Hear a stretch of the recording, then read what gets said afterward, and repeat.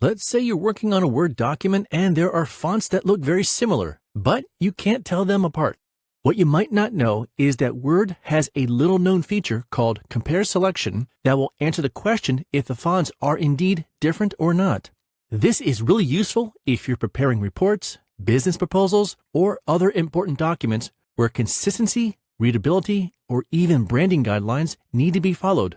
For example, if you look at these words, they seem identical, but we're not really sure. So let's find out. Start by pressing Shift F1, which opens the Reveal Formatting pane. Next, select one of the words in question. You can see the font details over here. Now, check the box that says Compare to another selection, and then select another piece of text.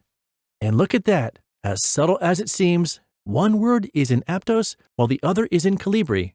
Who would have guessed? And that's all there is to it. Okay, the bad news is that Word doesn't have a way to do this for the entire document, so it's still a manual process, which is no fun. But hey, at least this is a start. Finally, if you're dealing with extra white spaces in justified text, this video will show you how to fix that.